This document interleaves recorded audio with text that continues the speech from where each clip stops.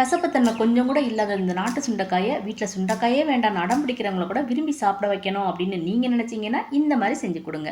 அதுக்கு நான் நம்ம டெரஸ் கார்டன்லேருந்து ஃப்ரெஷ்ஷாக சுண்டைக்காய் பறிச்சிட்டு வந்திருக்கேன். சுண்டைக்காயை கத்தியில் இந்த மாதிரி 2ஆவும் நறுக்கிக்கலாம், அப்படி இல்லைன்னா உரல்ல இந்த மாதிரி ஒரு தட்டும் தட்டிக்கலாம். இப்போ நறுக்கின சுண்டைக்காய் அப்புறம் தண்ணியில் போட்டுறணும். ஒரு கடாயில் கொஞ்சமாக எண்ணெய் சேர்த்து உளுந்தம்பருப்பு சோம்பெல்லாம் போட்டுக்கணும். சோம்பு நல்லா பொரிஞ்ச உடனே பொடியாக நறுக்கின வெங்காயம், உப்பு, கருவேப்பிலை இதெல்லாம் சேர்த்து ஒரு நிமிஷம் நல்லா வதக்கிக்கணும். அதுக்கப்புறம் சுண்டைக்காய் வந்து தண்ணி இல்லாமல் இது கூட சேர்த்துக்கணும். நம்ம சேர்த்துருக்க சுண்டைக்காய் இந்த மாதிரி நல்லா கலர் மாறி வர வரைக்கும் எண்ணெயில் நல்லா வதக்கிக்கணும். இப்போ இது கூட பொடியான இருக்கிற தக்காளியும் சேர்த்து நல்லா வதக்கிக்கணும்.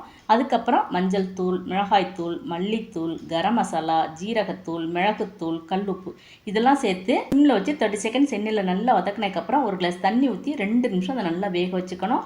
2 நிமிஷத்துக்கு அப்புறம் நல்லா அந்த மாதிரி கலந்து விட்டுக்கணும். சுண்டைக்காய் மசாலாவும் நல்லா அந்த மாதிரி ஒன்று சேர்ந்து ஒரு கெட்டியாக வந்ததுக்கப்புறம் அடுப்பு ஆஃப் பண்ணிடணும். அவ்வளோதாங்க, குடற்புழுக்களை வந்து மாத்திரையே இல்லாமல் ஈஸியாக அகற்றக்கூடிய சுண்டைக்காய் வறுவல் ரெடி.